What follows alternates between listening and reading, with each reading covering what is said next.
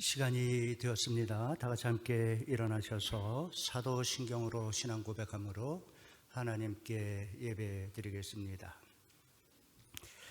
전능하사 천지를 만드신 하나님 아버지를 내가 믿사오며 그 외아들 우리 주 예수 그리스도를 믿사오니 이는 성령으로 잉태하사 동정녀 마리아에게 나시고 본디오 빌라도에게 고난을 받으사 십자가에 못 박혀 죽으시고 장사한 지 사흘 만에 죽은 자 가운데서 다시 살아나시며 하늘에 오르사 전능하신 하나님 우편에 앉아 계시다가 죄로서 산 자와 죽은 자를 심판하러 오시리라.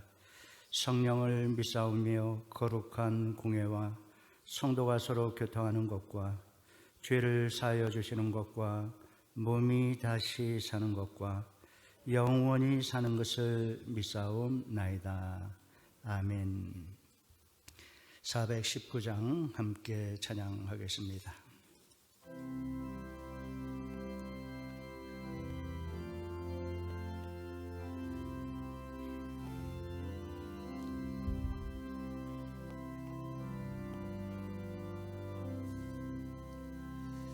주 날개밑 내가 편안히 쉬네.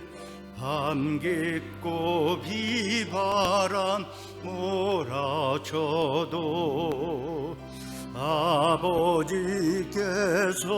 날 지켜주시니 거기서 편안히 쉬리로다. 주 날개 밑 평안하다. 그 사랑 끈을 짜니요. 주 날개 밑 내 쉬는 영혼 영원히 거기서 살리. 주 날개 밑 나의 피난처 되니 거기서 쉬기를 원하노라. 세상이 나를 위로치 못하나 거기서 평화를 누리리라. 주 날개 밑 평안하다. 그 사랑 끈을 짜니요. 주 날개 밑 내 쉬는 영혼 영원히 거기서 살리. 주 날개 밑 참된 기쁨이 있네. 고달픈 세상길 가는 동안 나 거기 숨어 돌보심을 받고 영원한 안식을 얻으리라. 주 날개 밑 평안하다. 그 사랑 끈을 짜니요. 주 날개 밑 내 쉬는 영혼 영원히 거기서 살리.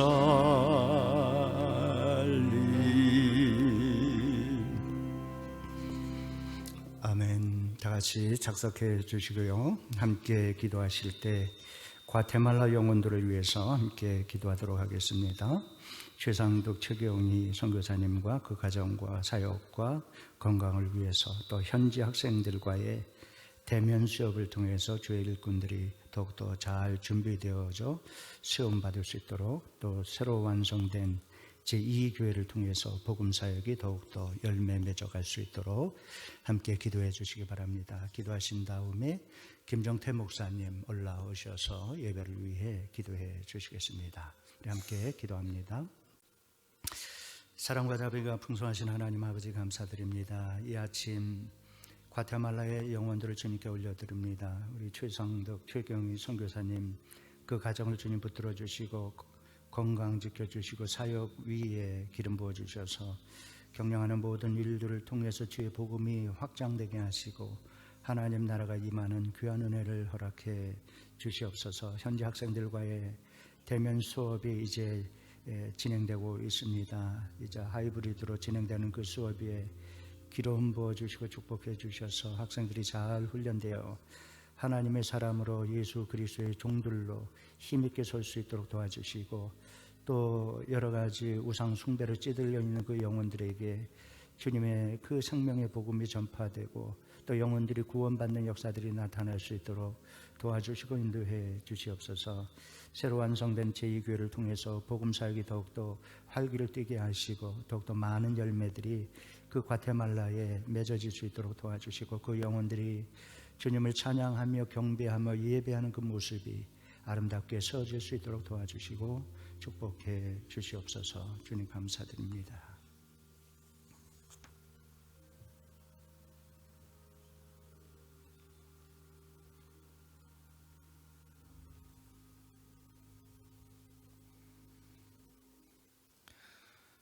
사랑과 은혜 무한하신 하나님 아버지, 저희 죄와 허물을 용서하기 위해 독생자를 아낌없이 희생하시고 저희를 하나님의 백성이요 자녀 삼아주신 하나님의 무한하신 사랑과 은혜에 모든 찬양과 경배와 존귀와 영광을 올려드립니다. 하나님의 그 크신 은혜 앞에 우리 자신은 마땅히 받아 누려야 할 자격이 없는 자들이지만 예수 그리스도의 구원의 그 은혜 안에서 우리 모두는 이제 하나님의 자녀가 되었을 뿐만 아니라 하나님의 만찬 식탁에 초대받은 자들임을 고백하며 이제 찬양과 경배를 올려드립니다. 이제 펠로십 교회의 모든 성도들이 그 은혜에 감사함으로 우리 신앙의 열정을 회복하며 우리 예배를 회복하며 아름다운 복음의 소식을 전하는 영적 부흥을 경험하도록 성령의 충만함을 허락하여 주시옵소서. 우크라이나의 전쟁을 하루빨리 끝내게 하여 주셔서 더 이상 노약자나 어린아이들을 비롯한 시민들이 더 이상 희생되지 않도록 주님 함께하여 주시옵소서.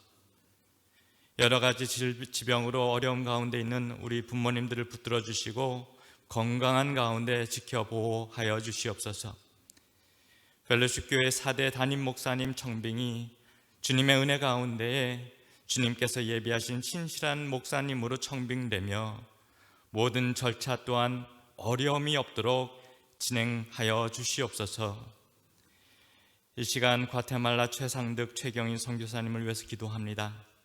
선교사님의 가정과 자녀, 사역에 기름 부어주시고 최상득 최경인 선교사님의 사역을 통하여 과테말라 지역의 하나님의 나라가 확장되어지도록 주님 인도하여 주시옵소서. 지난 3월부터 대면 수업을 재개한 지역 신학교에 성령 충만함을 허락하여 주셔서 신학교를 통해서 주님이 기뻐하시는 일꾼들이 준비되게 하시고 그들을 통해 현지의 교회들이 든든히 세워져 가도록 주님 축복하여 주시옵소서. 얼마 전 어려움이 있었던 최상득 선교사님의 신장 통증이 더 이상 재발하지 않도록 선교사님이 체력을 회복할 수 있도록 힘주시옵소서. 새로 완성된 제2성전을 통해서 소망과 감사가 넘치게 하시며 주님의 놀라운 사랑을 경험하도록 은혜 베풀어 주시옵소서. 이제 말씀을 전하실 심창성 목사님께 성령의 능력을 덧입혀 주시옵소서. 심창성 목사님을 통해서 강단의 말씀이 선포되어질 때 연약하고 보잘것없고 슬픔과 좌절과 어려움과 상처로 얼룩진 우리의 인생들이 부스러기의 은혜라도 간절히 사모하는 마음으로 나가게 하여 주시고, 그 은혜가 베풀어질 때 감사함으로 주님이 함께 하여 주시옵소서. 말씀 가운데 우리의 연약함이 강함으로, 우리의 고난이 기쁨으로, 우리의 어두움이 빛으로 변화됨을 경험하도록 축복하여 주시옵소서. 예배의 모든 순서를 온전히 성령께서 주관하여 주시옵소서. 처음부터 끝 시간까지 주님 홀로 영광받아 주시옵소서. 감사드리며 우리를 구원하여 주셨을 뿐만 아니라 지금도 충만한 은혜로 우리와 함께 하시며 우리의 삶을 인도하시는 우리 주 예수 그리스도의 이름으로 기도드리옵나이다. 아멘.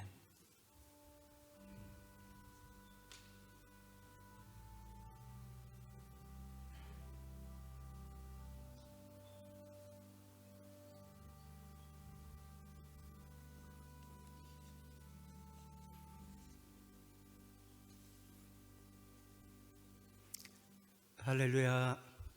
우리 전우좌우 보시고 한번 인사하시기 바랍니다. 사랑합니다. 축복합니다. 먼저 우리 4대 담임 목사 후보로 오신 심창선 목사님 소개해 드립니다. 한번 일어서셔서 인사하시면 박수로 환영해 주시기 바랍니다. 감사합니다. 오늘 설교해 주시고 다음 주 5월 1일 친교실에서 설치된 투표소에서 오전 8시부터 오후 1시 30분까지 지직 투표가 있고요. 그 투표에서 통과가 될 경우 5월 15일 오전 8시부터 오후 1시 30분까지 역시 친교실에 설치된 투표소에서 투표를 진행됩니다. 이를 위해서 많이 기도해 주시고 관심 가지시고 꼭 동참해 주시기 바랍니다. 매주 금요일 족장들의 이야기로 강해가 계속되고 있습니다. 많이 동참해 주시기 바라고요. 순종일기 나음서 1장에서 3장 또 시편 79편 6기 1장을 묵상하게 됩니다. 많이 동참해 주시기 바랍니다. 매일 성경 5, 6월호가 도착했습니다. 사무실에서 구입하실 수 있습니다. 그 외에 다른 광고, 주보 참고하시면 되겠습니다. 시온성가대에서 주 은혜가 나에게 족하네라는 곡으로 하나님께 영광 돌리겠습니다.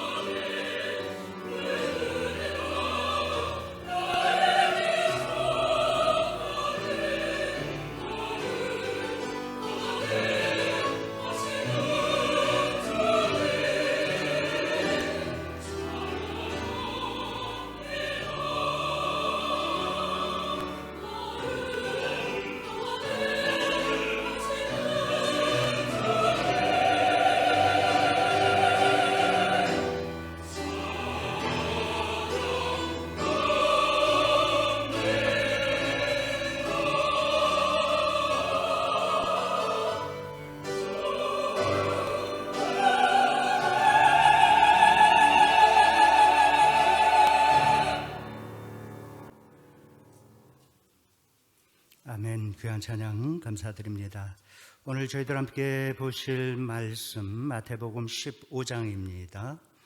마태복음 15장 21절부터 28절까지 말씀입니다.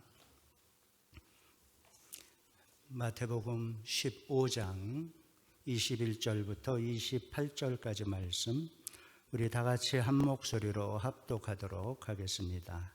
시작. 예수께서 거기서 나가사 두로와 시돈 지방으로 들어가시니 가나안 여자 하나가 그 지경에서 나와서 소리질러 이르되 주 다윗의 자손이여 나를 불쌍히 여기소서, 내 딸이 흉악하게 귀신 들렸나이다 하되 예수는 한 말씀도 대답하지 아니하시니 제자들이 와서 청하여 말하되 그 여자가 우리 뒤에서 소리를 지르오니 그를 보내소서. 예수께서 대답하여 이르시되 나는 이스라엘 집에 잃어버린 양 외에는 다른 데로 보내심을 받지 아니하였노라 하시니 여자가 와서 예수께 절하며 이르되 주여 저를 도우소서. 대답하여 이르시되 자녀의 떡을 취하여 개들에게 던짐이 마땅하지 아니하니라.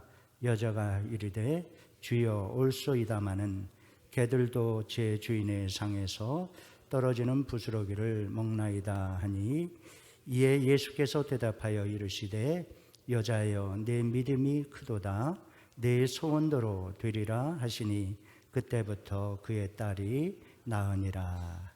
아멘. 우리 심창섭 목사님 올라오셔서 부스러기의 은혜라고 하는 제목으로 말씀 드실 때 마음을 활짝 열고 말씀으로 우리 주님의 음성 듣는 귀한 은혜 있기 바랍니다.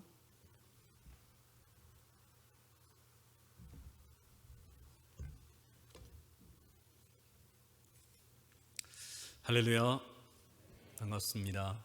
이렇게 펠로우십 교회 귀한 성도님들 예배를 통하여 말씀을 통하여 교제할 수 있게 된 귀한 은혜와 영광을 하나님 주셔서 너무 감사드립니다.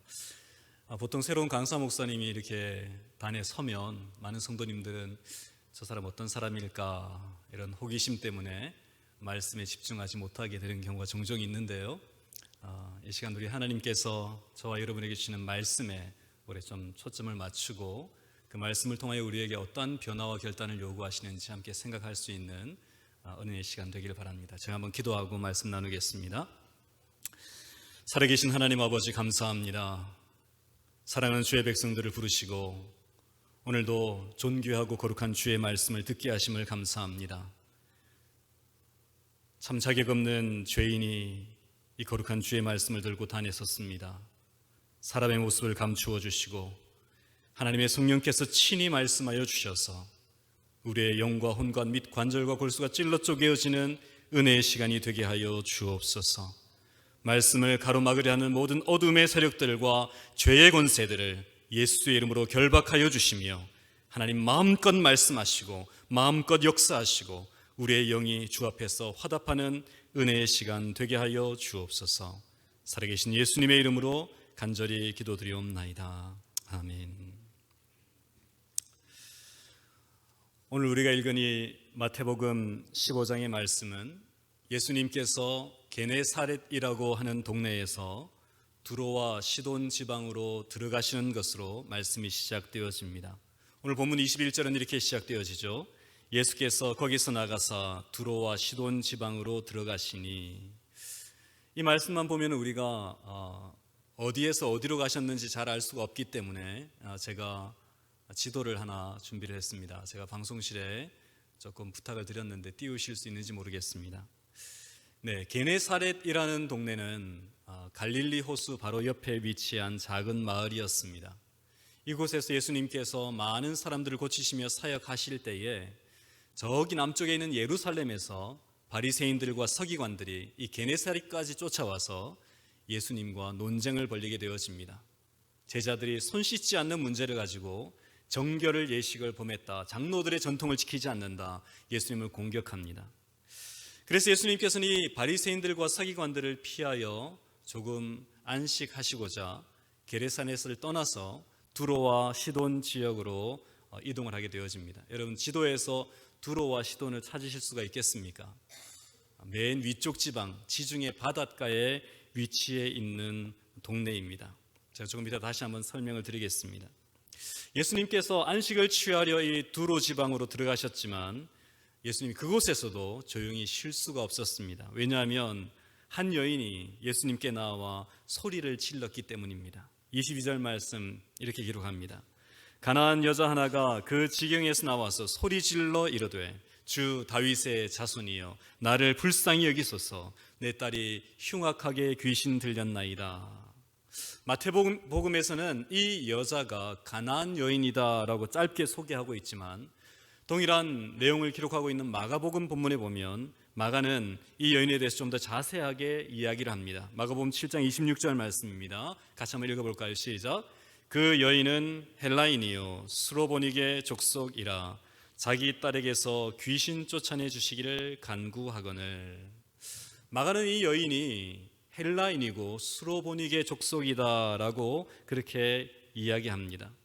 헬라인이다라는 말은 유대인이 아닌 이방인임을 의미하는 것이고 스로보니게 족속이라는 말은 그 여인의 출신과 성장 배경이 어디에 있는지 말씀해 주시는 것입니다.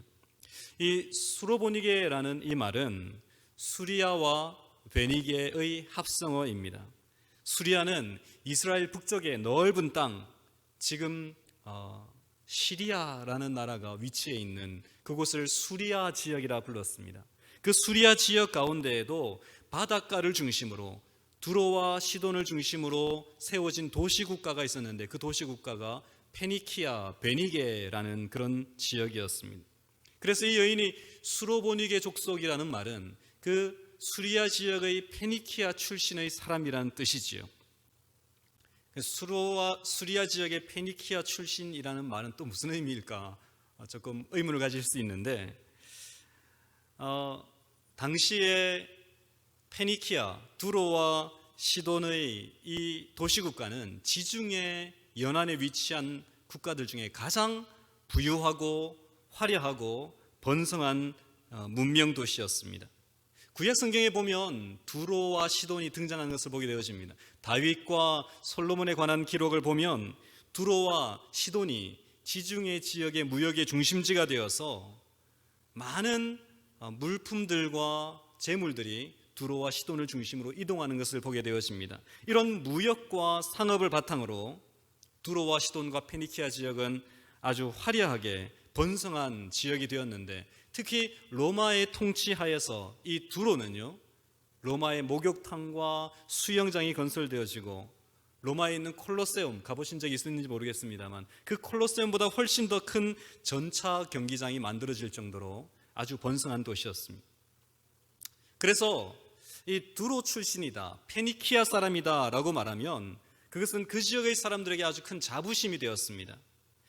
나 페니키아 출신이야, 나 두로 사람이야 라고 말하는 것은 오늘날에 비유하자면 나 뉴욕 맨하탄 출신입니다, 혹은 할리우드 버버리 힐스에서 난 살고 있습니다, 이렇게 말하는 것과 비슷한 의미를 담고 있다는 것입니다. 이렇게 먹고 사는데 큰 문제 없이 도시가 주는 부요함과 풍성함과 즐거움을 누리고 살던 이 여인의 삶에 어느 날 생각지 못한 큰 위기가 찾아옵니다. 자신의 생명보다 더 소중한 눈에 넣어도 아프지 않은 그 어린 딸이 흉악하고 더러운 귀신에 사로잡히게 된 것입니다. 자신의 딸이 귀신에 들렸을 때에 이 어머니는 수단과 방법을 가리지 않고 이 아이를 고치기 위하여 노력했을 것입니다. 그런데 어떤 방법을 써도 해결되지 않는 그때에 마침 예수님이라는 분이 이 두로 지방으로 오셨다라는 소식을 듣게 된 것입니다. 그래서 이 소식을 듣자마자 이 여인은 예수님 앞에 달려나가서 소리를 지릅니다. 주 다윗의 자손이여 나를 불쌍히 여기소서, 내 딸이 흉악히 귀신 들렸습니다. 여기서 소리를 질렀다라는 말은 헬라어로 크라조라는 단어를 쓰고 있는데요, 이 단어를 미완료 능동태로 기록하고 있습니다. 헬라어에서 미완료 능동태라는 말은 완성되지 않았다는 뜻입니다. 한 번 하고 끝났다는 것이 아니라 반복적으로 계속 지속하고 있다는 그런 의미죠. 그래서 이 여인은 예수님을 찾아가서 예수님이 반응하실 때까지 주님 나를 좀 도와주십시오. 내 딸이 귀신 들렸습니다. 이렇게 외치고 있었다는 것입니다. 어찌 보면 당연한 모습 아니겠습니까? 아무리 잘 살고 아무리 부유하고 아무리 내가 사회적으로 이루어온 성취가 크고 많다고 할지라도 자식의 문제 앞에서는 한없이 약해질 수밖에 없는 것이 부모의 마음입니다. 내 사랑하는 아들이, 내 사랑하는 딸이 병에 걸리고 어려운 일을 당하고 그래서 마음이 낙심이 되어서 절망하고 있을 때 차라리 내가 아프고 말지, 차라리 내 눈에 눈물이 흘리는 게 낫지, 내 아이의 눈에서 눈물 흐르는 것을 보지 못하는 것이 부모의 마음이죠. 여러분 그렇지 않으십니까? 다들 그러실 거라고 생각합니다. 저 역시 이런 수로보니게 여인의 마음을 공감하는 때가 있었습니다.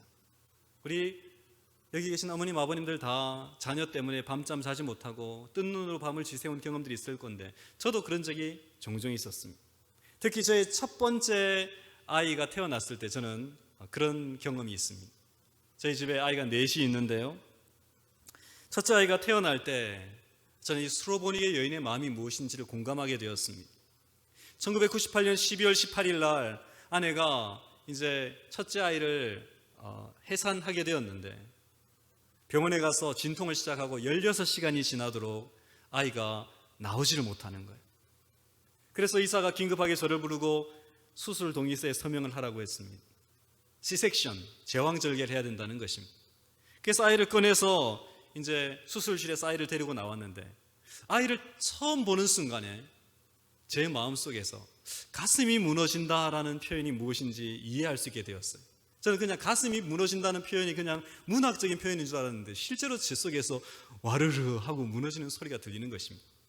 아이를 딱 처음 봤는데 조그마한 아이가 온몸이 갈색이 되어 있고 다리는 양다리 두 다리가 모두 안쪽으로 90도로 꺾여 있고 손가락은 펴지지 않고 얼굴에는 수포 같은 게 막 잡혀 있고 호흡하기도 힘겨우면서 울지도 못하는 그 모습을 보았습니다. 의사가 저에게 아이를 잠시 보여준 이후에 이 아이가 정상이 아니기 때문에 정밀 검사를 해야 됩니다 하고 아이를 신생아 중환자실로 데리고 가버렸습니다. 10달 동안 아이를 기다리는 그 기대감 가운데 아이가 태어나기를 소망했는데 병들고 문제가 있는 모습으로 아이가 태어난 것을 보았을 때 제 마음이 어땠을까요? 그 아이의 모습을 보고는 저는 바로 두 번 생각하지도 않고 병원 안에 있는 기도실로 달려갔습니다. 기도실로 달려가서 하나님 앞에 이 수로보니게 여인처럼 부르짖으며 기도했습니다. 하나님, 왜 저에게 이런 고통을 주십니까? 제가 죄가 많고 하나님 보시기에 옳지 못한 모습들이 있었다면 저를 치시면 되는데 왜 저에게 고통을 주시는 게 아니라 아무런 죄가 없는 우리 아이에게 이러한 아픔을 주십니까? 그렇게 하나님 앞에 원망도 하고 불평도 하고 그렇게 울면서 기도를 했는데 기도하면서 시간이 조금 지나니까 저의 기도가 하나님을 향한 불평과 원망의 기도가 되는 게 아니라 어떻게 바뀌어가냐면 하나님 잘못했습니다. 하나님 용서해 주십시오. 하나님 한 번만 은혜를 베풀어 주십시오. 우리 아이 고쳐주십시오. 그렇게 기도하기 시작했습니다. 그때가 벌써 25년 전입니다. 아이는 지금 키가 저보다 10cm나 더 큰 대학생이 되었지만 그 일을 겪으면서 아픈 자녀를 둔 부모의 마음이 무엇인지를 깊이 공감할 수 있었습니다. 아마 우리 모든 성도님들도 마찬가지일 것입니다. 저하고 혹은 이 수로보니게 여인과 상황은 다를지 모르겠지만 자녀의 문제 때문에 힘들어하고 아파하는, 아니 어쩌면 지금도 그 자녀의 문제가 해결되지 않음으로 말미암아 주님 앞에 수로보니게 여인처럼 탄식하는 기도가 우리 가운데 있을지 모르겠습니다. 어젯밤에도 지난 한 주에도 자녀로 말미암아 자녀의 문제를 위하여 간구하고 기도하였던 여러분의 기도가 있을지도 모르겠습니다. 우리의 소망은 하나님께서 우리의 기도를 속히 응답하셔서 우리의 자녀의 문제가 해결되어지기를 바라지만 우리가 원하는 때에 하나님께서 그런 응답을 주시지 않는다 할지라도 우리가 이렇게 주님 앞에 간절히 기도하면 우리의 상한 마음을 만지고 위로하시기를 바라는 마음들이 우리 가운데는 있습니다. 그런데 오늘 본문에 나타나는 예수님의 반응은 우리가 얼핏 보면 잘 이해가 되지 않습니다. 수로보니게 여인이 그 딸의 문제를 인하여 주님 앞에 나와 반복적으로 부르짖으며 주님 나를 불쌍히 여겨달라고 그렇게 외칠 때에 예수님께서 어떤 반응을 보이십니까? 오늘 성경에 보면 예수님은 한 말씀도 대답하지 않았다라고 기록합니다. 23절 말씀 보십시오. 예수는 한 말씀도 대답하지 아니하시니 제자들이 와서 청하되 그 여자가 우리 뒤에서 소리를 지르오니 그를 보내소서. 아니, 예수님이 사랑의 본체시다, 예수님은 사랑이시다, 그렇게 알고 있는데 그 사랑의 근원이 되신 예수님께서 왜 이런 여인의 간구에 침묵하시며 외면하실까? 네 이웃을 네 몸과 같이 사랑하라 가르치셨던 예수님께서 가장 안타깝고 절박한 상황에 놓인 이 여인의 부르짖음 앞에 왜 모른 채 하시는 것일까? 우린 잘 이해가 되지 않습니다. 더더구나 우리가 이해하기 어려운 것은 예수님께서 제자들과 수로보니게 여인에게 하신 말씀 때문입니다. 이 수로보니게 여인이 계속 부르짖자 제자들이 나서서 예수님께 부탁을 합니다. 예수님, 이 여자가 너무 시끄럽게 소리를 지릅니다. 너무 성가십니다. 이 여자의 기도를 들어주시든지 아니면 꾸짖으시든지 이 여인을 좀 돌려보내주십시오. 제자들이 이렇게 요청했을 때 예수님은 제자들에게 이렇게 말씀하시죠. 나는 이스라엘의 집의 잃어버린 양 외에는 다른 데로 보내심을 받지 아니하였노라. 무슨 말입니까? 완곡한 거절입니다. 이스라엘 사람, 유대인들 외에는 사역하지 않겠다라고 말씀하신 것입니다. 이것이 다가 아니죠. 예수님보다 훨씬 더 수위가 센 충격적인 말씀을 하십니다. 수로보니게 여인이 예수님과 제자들이 대화할 때에 그 제자들의 틈을 비집고 예수님 앞에 나와 그 발 앞에 무릎을 꿇고 주님 제발 나를 도와주십시오라고 요청할 때에 예수님이 이제 수로보니게 여인에게 직접 말씀하십니다. 근데 그 말씀이 충격적이죠. 뭐라고 말씀하십니까? 26절 말씀. 대답하여 이르시되 자녀의 떡을 취하여 개들에게 던짐이 마땅하지 아니하니라. 여러분, 이 말씀이 어떻게 이해되어지십니까? 예수님이 좀 너무하다는 생각이 들지 않으십니까? 그렇지 않아도 딸의 문제 때문에 고통스럽고 가슴이 아픈데 그 아픈 가슴에 소금을 치는 듯한 말씀을 하시는 것 같습니다. 그냥 내가 너의 기도를 들어줄 수가 없구나, 미안하다, 돌아가라, 이렇게 말씀하셔도 되는데 예수님 표현이 자녀들의 떡을 취하여 개들에게 던짐이 마땅하지 않다. 이 개들은 누굴 말하는 거죠? 수로보니게 여인을 가리키는 것입니다. 예수님이 이렇게 말씀하시니 너무 예수님이 매정해 보입니다. 아니, 매정한 수준을 넘어서서 수로보니게 여인을 모욕하고 모멸감을 느끼게 만드는 것 같습니다. 예수님께서 도대체 왜 이렇게 말씀을 하신 것입니까? 예수님은 정말 이스라엘 백성들만 중요하고 나머지 이방인들은 중요하지 않기 때문에 이런 말씀을 하신 것일까요? 성경을 잘 모르는 사람들이 이야기하듯이 불신자인데다 이방인인데다 여자인 그 사람이 무가치한 존재이기 때문에 너는 개와 같다, 이렇게 비하하시며 말씀하신 것일까요? 물론 우리가 아는 예수님은 그럴 뿐이 아니십니다.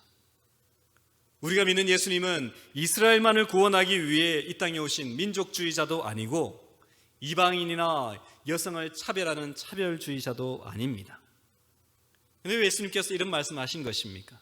우리가 예수님의 말씀을 바르게 이해하기 위해서는 예수님께서 하나님께 받은 사명이 무엇인지, 하나님이 예수님께 주신 그 사명의 포커스가 어디 있는지를 이해해야만 하고, 또한 그 예수님이 받으신 사명, 그것을 사람들에게 설명하실 때에 예수님이 그 시대의 상황 속에서, 그 문화적인 컨텍스트 속에서 예수님께서 설명하셨다는 사실을 우리는 헤아릴 수 있어야만 합니다. 먼저 인류를 구원하시기 위한 하나님의 구원 계획 속에는 하나님이 정하신 단계와 순서가 있었습니다. 우리가 창세기로부터 이 구원의 역사를 쭉 읽어보면 하나님께서 한 사람 한 사람 한 민족 점진적으로 구원의 계획을 확산시켜가는 것을 보게 되어집니다. 먼저는 아브라함을 부르시고, 아브라함을 통하여서는 이스라엘 공동체를 부르시고, 그 이스라엘 공동체가 중심이 되어서 예수 그리스도의 복음을 땅끝까지 증거하는 이 복음의 전진에 대하여 성경은 우리에게 보여줍니다. 인류 역사를 관통하여 진행되어져 가는 하나님의 구원 계획은 예수님의 오심을 통하여 절정에 이르고 예수님의 죽으심과 부활을 통하여 완성되어지게 됩니다. 예수님께서는 이 구원 사역의 중심에 계시며 이것이 하나님의 큰 그림 속에 이루어지는 것임을 제자들과 사람들에게 가르쳐 주시기를 원하셨습니다. 우리가 아는 바대로 하나님은 모든 사람이 구원을 받으며 진리를 아는 데 이르기를 원하시기에 이 땅의 모든 열방의 사람들이 예수 그리스도의 복음을 듣게 되는 그 일을 하나님 이루어 가시지만, 그것을 위하여 하나님 먼저 하셨던 일은 바로 이스라엘 민족을 선택하시고 그 이스라엘 민족을 통로로 삼기를 원하셨던 것입니다. 그리고 예수님이 이 땅에 오셨을 때에 예수님에게 주어진 사명은 유대인들에게 예수 그리스도가 하나님의 아들 메시아 되심을 증거하고 그 유대인들을 통하여 열방을 향하여 흩어지기를 원하셨습니다. 유대인들에게 복음을 전하셨던 예수님께서 십자가와 부활 사건 이후에 예수님 제자들에게 뭐라고 말씀하십니까? 십자가 부활 사건 이전에는 예수님이 나는 유대인들을 위하여 사역한다, 이방인의 고을로 가지 말고 사마리아 땅으로 가지 말고 이스라엘의 잃어버린 양에게 가라, 예수님 그렇게 말씀하셨는데, 예수님 부활하시고 난 이후에 제자들에게 제일 먼저 가서 처음 하신 말씀이 무엇인지 여러분 아십니까? 요한복음 20장에 보면 부활하신 예수님께서 제자들이 모인 그곳에 나타나십니다. 평강이 너희에게 있을지어다 말씀하시고 연이하신 말씀이 아버지께서 나를 보내신 것 같이 나도 너희를 보내노라 라고 말씀하십니다. 부활하신 예수님이 제자들에게 처음 하셨던 말씀은 나도 너희를 보내노라. 어디를 향해 가라는 것입니까? 사도행전 1장 8절에서 말씀하시죠. 오직 성령이 너희에게 마시면 너희가 권능을 받고 예루살렘과 온 유대와 그 다음에 어디요? 사마리아와 땅끝까지 이르러 내 증인이 되리라. 예수님 말씀하셨습니다. 오늘 본문 24절에서 나는 이스라엘 집에 잃어버린 양 외에 다른 데로 보내심을 받지 아니하였다 하신 이 예수님의 말씀은 이런 구원사의 전진의 맥락에서 이해가 되어야만 합니다.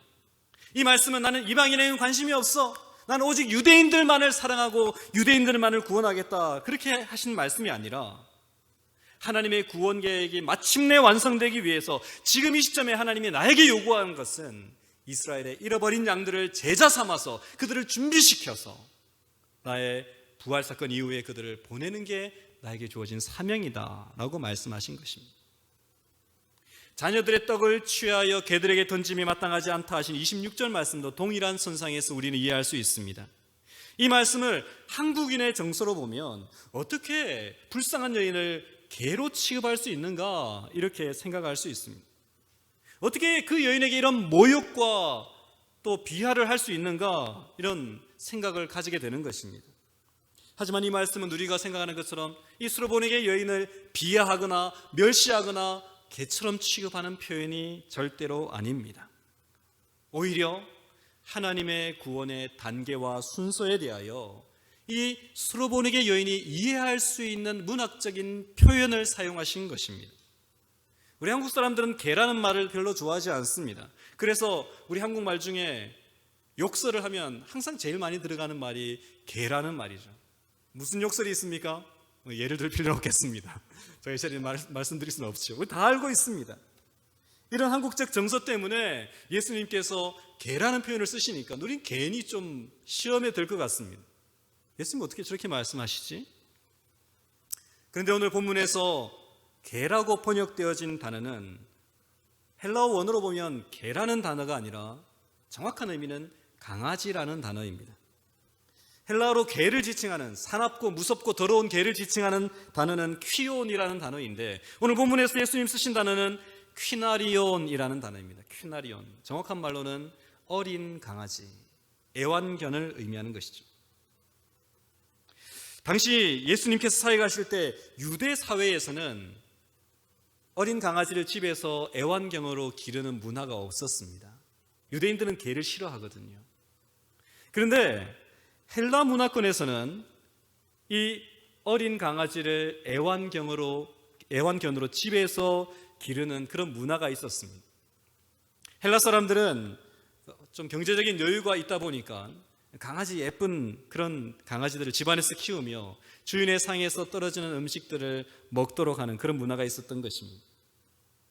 예수님을 찾아온 이 여인이 헬라인이요 수로보니게 족속이었기 때문에 예수님은 이 여인이 집에서 강아지를 키우는 문화에 익숙하다는 사실을 알고 계셨던 것 같습니다. 그래서 비유적으로 말씀하신 것이죠. 너도 집에서 강아지를 키울 때에 아이들을 위하여 준비된 음식을 강아지에게 먼저 먹이지 않고 아이들에게 주지 않느냐.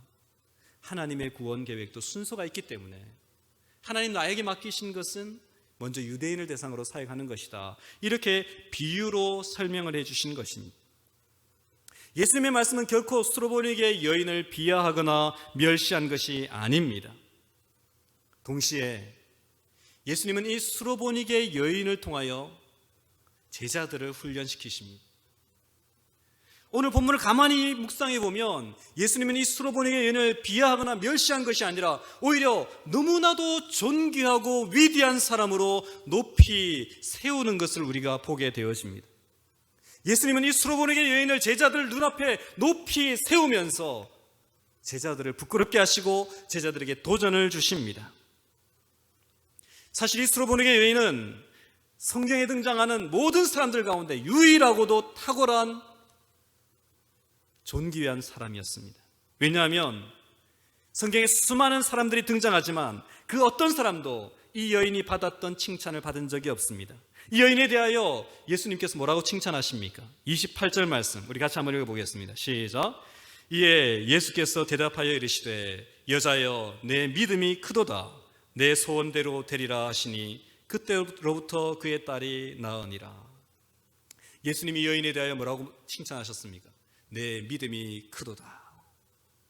성경 전체를 살펴봐도 예수님이 직접 네 믿음이 크구나 라고 칭찬하신 적이 이 여인 말고는 없습니다. 물론 마태복음 8장에 보면 이방인 백부장을 향하여 내가 이스라엘 가운데 이만한 믿음을 보지 못했다라고 칭찬하신 적이 있지만 그 기록 외에 어느 누구에게도 네 믿음이 정말 크구나 칭찬하신 적이 없다는 것입니다. 반대로 왜 이렇게 믿음이 작으냐 책망하신 것은 여러 번 있습니다. 여러분 오늘 마태복음을 보면 마태가 아주 탁월한 문학적인 기법을 가지고 이 수로보니 여인의 모습들을 두드러지고 빛나게 만들고 있습니다. 마태복음에 종종 사용하는 문학적인 기법은 샌드위치 기법이라고요. 빵 두 개 사이에 패티를 속을 넣는 것처럼 마태는 예수님에 대한 기록함에 있어서 이 샌드위치 기법의 기록 방법들을 종종 사용합니다. 오늘 등장한 이 본문이 전형적인 그런 방법이에요. 오늘 15장의 수로보니게 여인을 보여주면서 이 여인이 믿음이 큰 사람이다라고 칭찬받은 모습으로 기록되어 있는데 바로 앞에 있는 14장과 바로 뒤에 나오는 16장에 보면 예수님의 제자들이 예수님에게 책망받습니다. 뭐라고 책망받느냐? 믿음이 작다고 책망을 받습니다.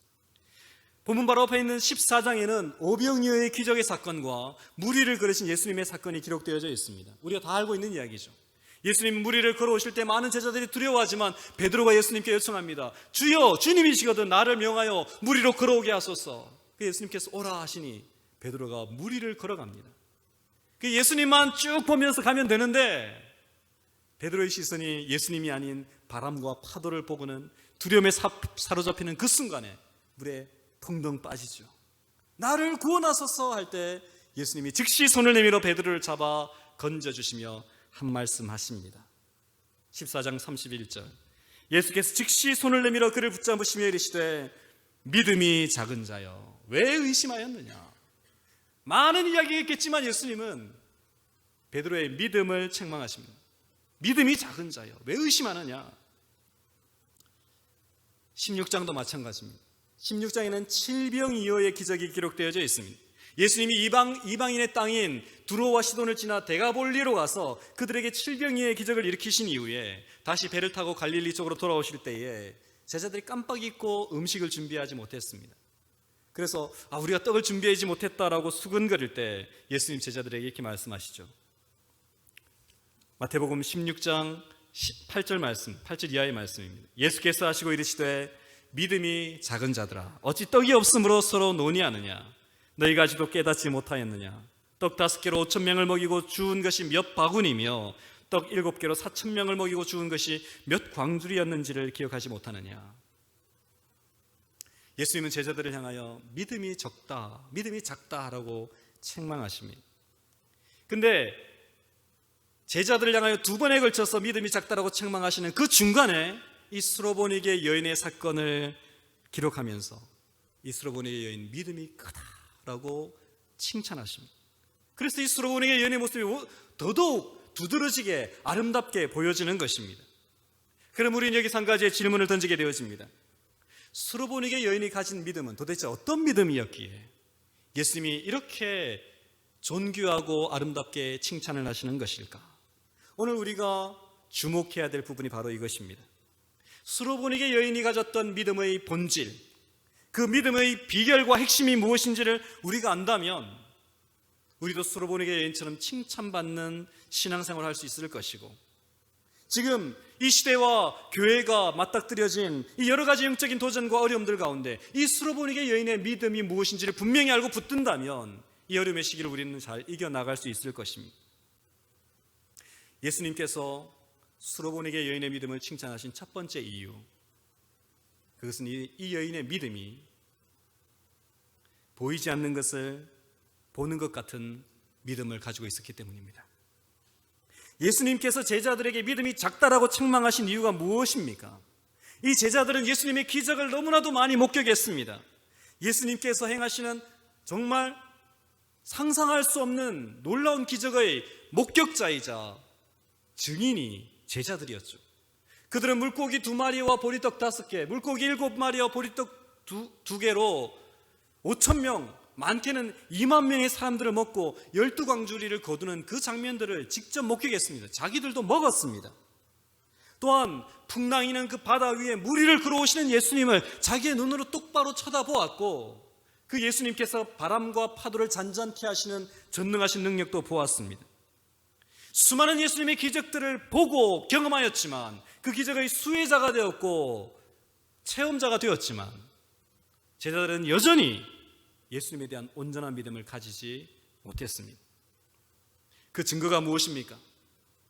예수님 십자가에 달리시는 그 순간까지 서로 누가 크냐를 두고 싸웁니다. 예수님이 잡혀갔었을 때에 금방까지도 내가 주를 위하여 목숨을 버리겠나이다 했던 제자들이 뿔뿔이 다 도망가 버립니다. 제자들이 믿음이 없었다는 가장 확실한 증거 중에 하나는 바로 도마 이야기입니다. 도마 이야기.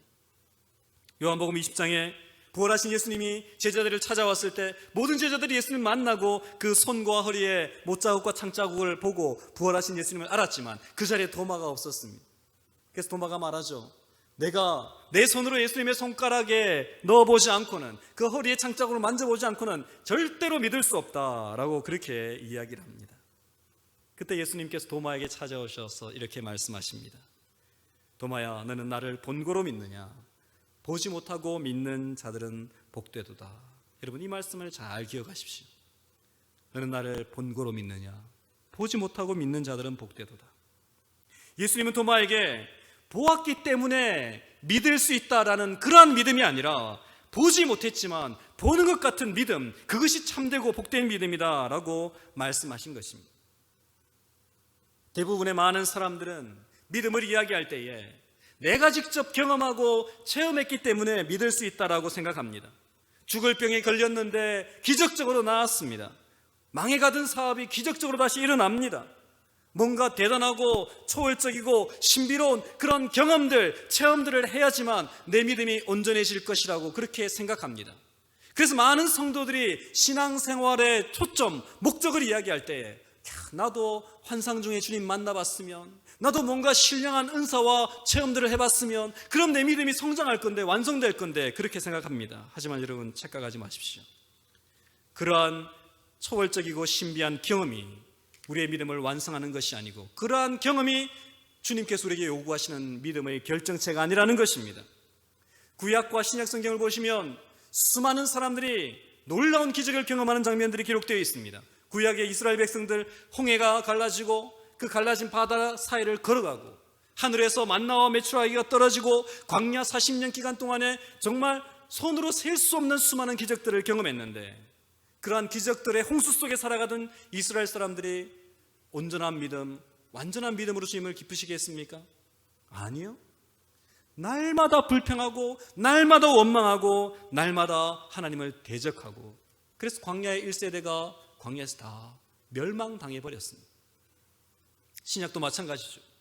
예수님의 제자들이 방금까지 눈앞에서 5병이의 기적, 7병이의 기적, 무리를 걸으시는 예수님 보았지만 그러한 기적들을 보고 경험함으로 제자들의 믿음이 완성되지 못했습니다. 오히려 제자들의 모습은 바리새인들과 서기관들처럼 좀 더 큰 기적, 좀 더 놀라운 기적, 이것만을 추구합니다. 주님께서 우리에게 기대하시는 믿음은 이렇게 기적과 신비로운 현상들을 경험함으로, 체험함으로 얻어지는 그런 경험적 믿음이 아닙니다. 물론 그렇게 경험하는 게 나쁘다는 게 아니에요. 귀하고 소중한 일이지만 주님이 우리에게 가지기를 원하시는 믿음은 보았기 때문에 믿는 믿음, 경험했기 때문에 믿는 믿음이 아니라 보지 못했지만, 경험하지 못했지만 보지 않고도 믿는 믿음, 그 믿음을 주님은 원하시는 것입니다. 그럼 우리는 이렇게 질문하게 되었습니다. 목사님, 아무것도 못 봤는데 어떻게 믿습니까? 아무것도 경험도 못했는데 뭘 믿으라는 말입니까? 이렇게 질문할 수 있습니다. 보지 않았는데, 경험하지 않았는데 어떻게 믿을 수 있습니까? 그 믿음의 비밀이 바로 여기에 있습니다. 하나님의 말씀, 성경.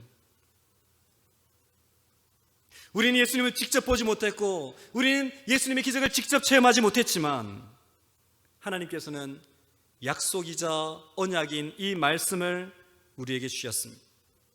이 말씀은, 이 말씀의 원본이신 예수님께서 이 땅에 오신 내용이고, 말씀의 저자가 되신 성령님께서 친히 기록하신 책입니다.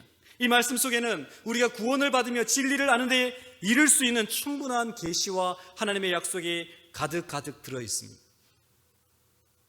이 말씀 때문에 보지 않았지만 믿게 되어지는 것입니다. 오늘날 교회와 성도들의 신앙과 믿음에 문제가 생기는 가장 큰 이유는 우리의 믿음과 신앙의 뿌리가 이 말씀인데 이 말씀을 소중히 여기지 않기 때문입니다. 한 미국의 여론기관에서 리서치한 결과를 보면 이 시대에 나는 본어게난 그리스도인이다라고 말하는 그리스도인들 중에, 매주일마다 교회를 출석하는 성도들 중에 일주일에 단 한 번 성경을 펼쳐서 스스로 말씀을 읽고 묵상하는 사람들의 퍼센테이지가 50%가 되지 않는다는 통계를 본 적이 있습니다. 예수님을 믿습니다. 나는 그리스도의 제자입니다. 나는 하나님을 따라갑니다. 나는 그리스도인입니다 라고 말은 하는데 그 하나님의 말씀, 믿음의 본질, 우리의 신앙의 기초가 되어지는 하나님의 말씀과는 거리가 있다면 그분은 과연 뭐를 믿는 것입니까? 도대체 어디에 뿌리를 두고 신앙생활을 하는 것입니까? 오늘 스로보니게 여인이 가진 믿음은 바로 이런 믿음이었습니다. 보지 않았지만 보는 것 같이 믿는 믿음이었습니다. 이 스로보니게 여인은 약속하신 하나님의 약속의 말씀, 선지자들 통하여서 계시하신 하나님의 약속을 믿는 믿음이 있었습니다. 그녀에게 보지 못했지만 보는 것 같은 믿음이 있었다는 증거는 바로 그녀의 고백과 태도에서 드러나고 있습니다. 오늘 스로보니게 여인이 예수님께 처음 다가왔을 때 여인은 예수님을 향하여 이렇게 부릅니다. 주 다윗의 자손이요. 우리가 보기에는 그냥 평범한 표현이지만 이 말은 유대인들 사이에서 하나님이 약속하신 메시아, 오실 그분을 의미하는 대명사와도 같은 말이었습니다. 이 스로보니게 여인은 헬라인이었지만 예수님을 향하여 당신은 메시아, 당신은 하나님의 아들, 구원자입니다 라고 고백하며 예수님께 다가온 것입니다. 그리고 예수님 앞에 나아왔을 때 그녀는 그 발 앞에 무릎을 꿇고 경배합니다.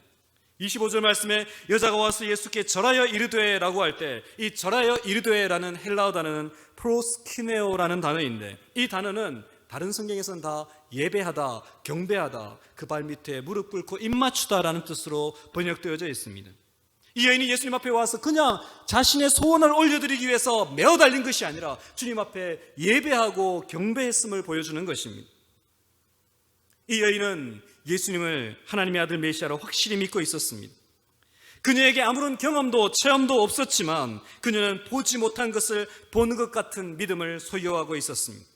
그래서 예수님을 전적으로 의지하고 예수님을 전적으로 신뢰하며 자신의 모든 문제, 딸의 모든 어려움들을 해결할 수 있는 유일한 구원의 통로가 예수 그리스도밖에 없다는 사실을 믿었기에 주님 앞에 나와 무릎 꿇고 메어 달렸던 것입니다. 오늘날 이 시대를 살아가는 교회와 성도가 본받아야 할 믿음의 모습이 바로 이것입니다. 우리는 코로나 팬데믹을 지나며 심각한 영적인 도전과 위기에 직면해 있습니다. 코로나 시대에 교회를 떠난 수많은 사람들이 있고 문을 닫아버린 많은 교회들이 있습니다. 제가 머물고 있는 캘리포니아 LA 지역에는 전체 한인교회의 35%가 지난 2년 동안 문을 닫았습니다. 대부분의 많은 교회들이 성도들의 수가 30%, 40% 감소했습니다. 시카고 지역도 다르지 않을 것이라 생각합니다. 많은 교회를 걱정하는 신실한 성도들이 고민합니다. 교회의 미래가 어떻게 될 것인가? 이 코로나 팬데믹을 지나고 교회가 어떻게 다시 회복될 수 있을까? 여러 가지 방법적인 측면들을 고민합니다. 그래서 어떤 교회는 교회당 건물을 리노베이션 하기도 하고 어떤 교회는 교회의 어떤 내부적인 시스템을 개선하기도 합니다. 온라인 방송 그걸 좀 더 세련되게 만들면 많은 사람들이 또 돌아오지 않을까 이런 생각도 합니다. 어떤 교회는 교육자들을 바꿉니다.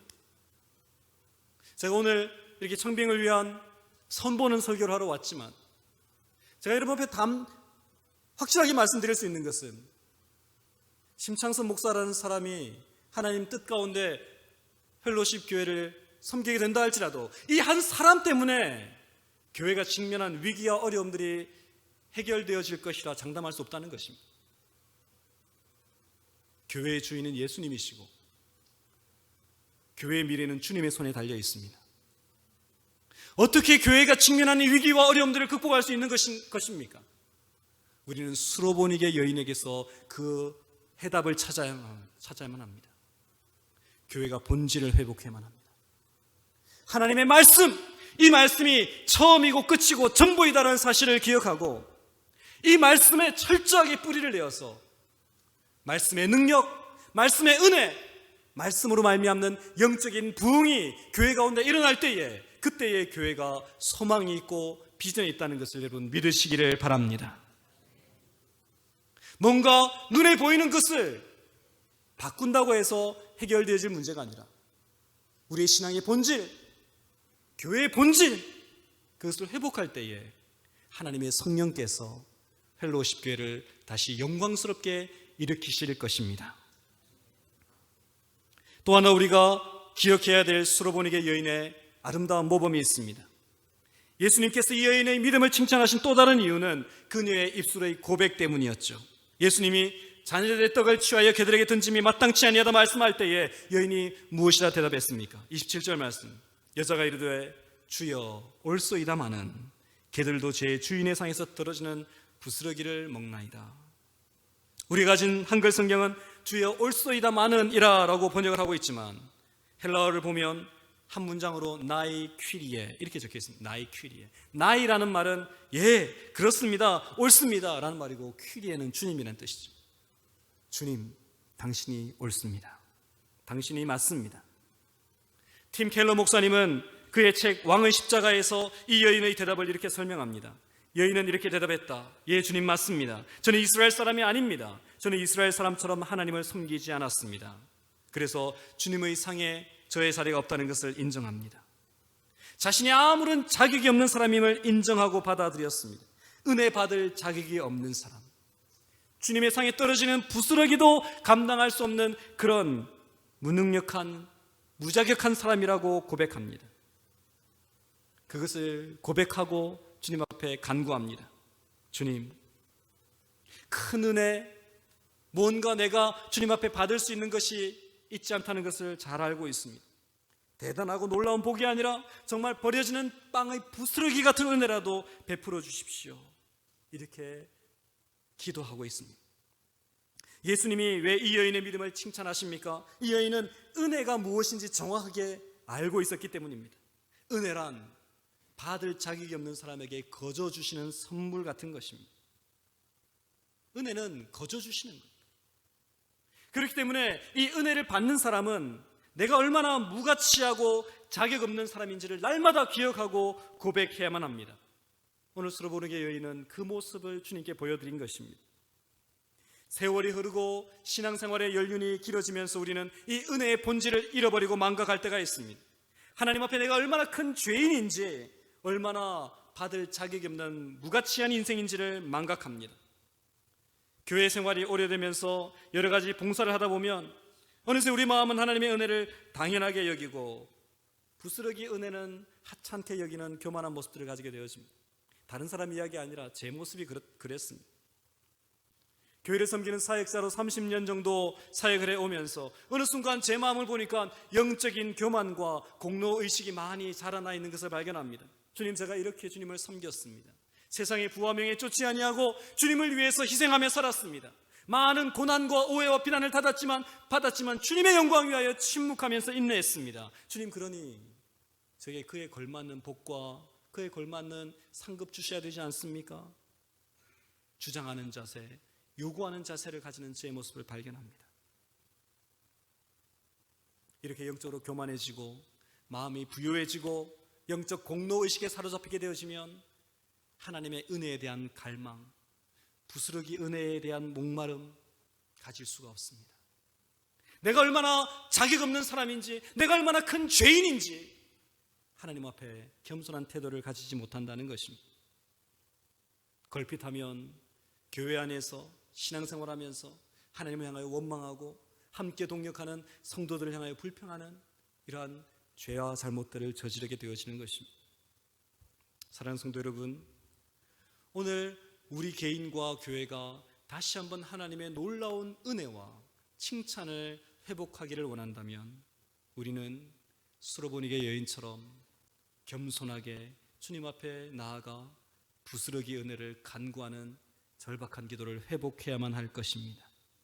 부스러기의 은혜는 작아 보이지만 사실은 충분한 넉넉한 은혜입니다. 우리에게 가장 필요한 은혜입니다. 오늘 우리가 말씀을 마무리하면서 우리가 주님 앞에 그렇게 결단하며 기도할 수 있기를 원합니다. 주님, 수로보니게 여인처럼 무언가를 큰 것을 기대하고 바라고 뭔가 초월적이고 신비로운 것을 추구하는 신앙이 아니라 우리의 믿음의 본질인 말씀의 뿌리를 내리고 나의 죄인됨과 나의 악함을 주님 앞에 인정하며 수로보리게 여인처럼 주님, 부스러기 은혜라도, 그 일상의 은혜라도 나에게 공급해 주십시오. 그로 말미암아 내가 살고 우리 가정이 살고 교회가 살아날 수 있도록 주님 은혜를 달라고 함께 기도하며 주님 앞에 나아가는 저와 여러분 되시기를 바랍니다. 우리의 말씀을 기억하면서 함께 찬양하고 잠시 기도하기를 원합니다. 여러분, 익숙한 찬양인지 모르겠습니다만 은혜 아니면 살아갈 수 없네라는 찬양이 있습니다. 이 찬양의 가사 우리가 깊이 묵상하면서 이것이 나의 고백이 되기를 바라는 마음으로 우리 찬양하고 기도하도록 하겠습니다. 찬양하겠습니다.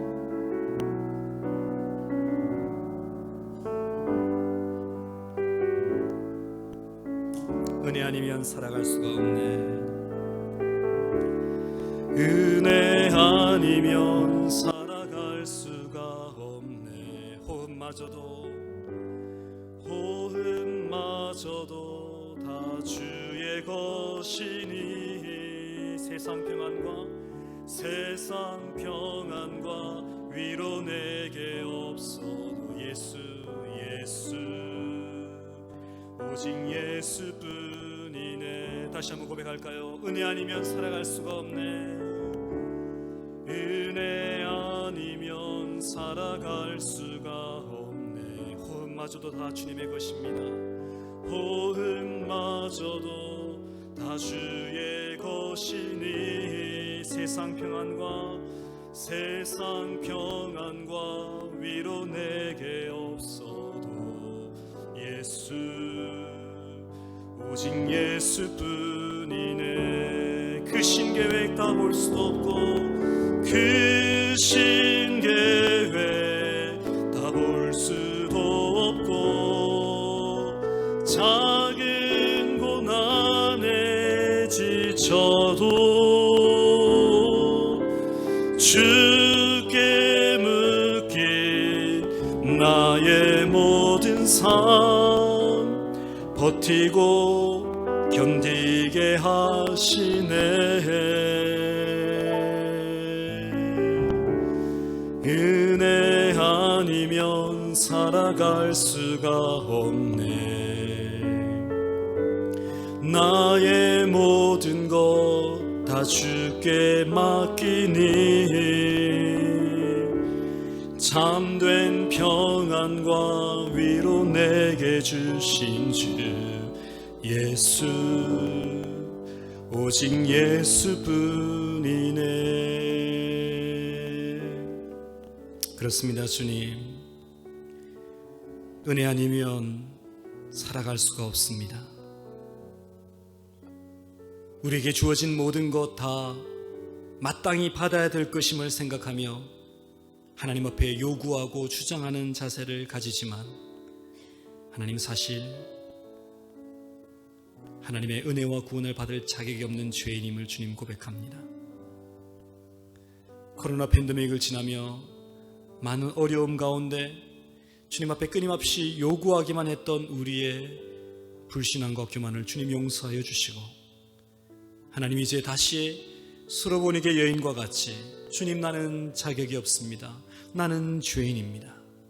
하지만 주님의 은혜가 없으면 단 하루도 살 수 없기 때문에 부스러기 같은 그 은혜라도 주님 나에게 주옵소서 간구하며 부르짖고 절박한 마음으로 메어 달리는 이 신앙의 아름다운 모습들이 우리 가운데 회복되어질 수 있도록 주님 역사하여 주옵소서. 하나님, 펠로우십 교회 가운데 복과 은혜 주시기를 간절히 소망합니다.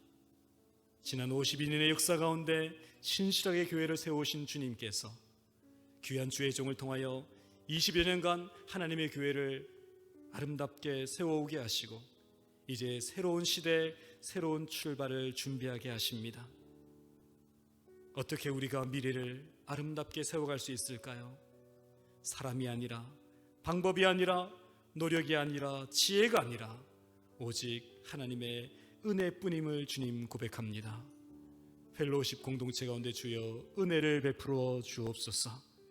과거의 모든 상처와 아픔을 씻을 수 있는 은혜를 베풀어 주시고, 우리의 모든 나쁜 기억들을 지울 수 있는 은혜를 베풀어 주시고, 하나님의 성령께서 새롭게 불게 하시는 은혜의 광풍이 교회 가운데 불게 하여 주옵소서. 하나님, 이 시카고 지역 가운데 수많은 교회와 한인사회 가운데 예수 그리스도의 복음의 능력이 충만하게 드러날 수 있는 하나님의 거룩한 공동체로 펠로우십 교회를 사용하여 주옵소서. 그 놀랍고 존귀한 역사에 우리의 성도들 한 사람 한 사람 주님 사용하여 주옵소서. 살아계신 예수님의 이름으로 감사드리며 기도하옵나이다. 아멘.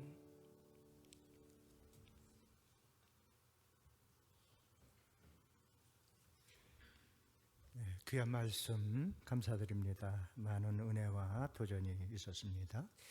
우리 다 같이 함께 일어나셔서 310장 찬송하시면서 우리 1절과 2절만 하도록 하겠습니다. 이렇게 하시고 우리 목사님 나오셔서 봉헌 기도와 축도 함께 해 주시겠습니다.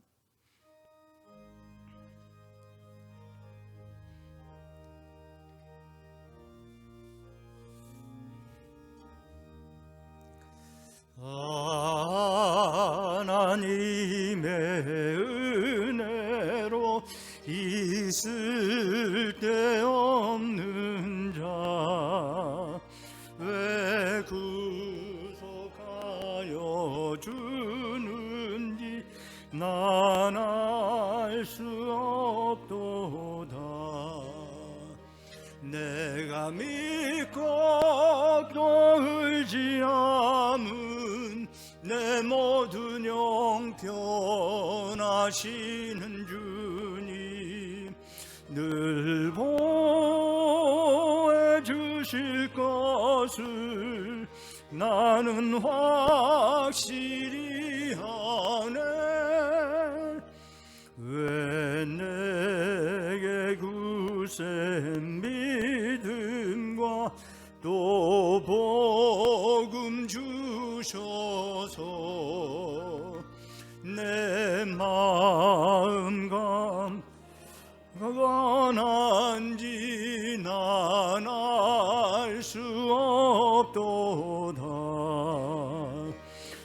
내가 믿고 또 의지함은 내 모든 형편하시는 주님 늘 보호해 주실 것을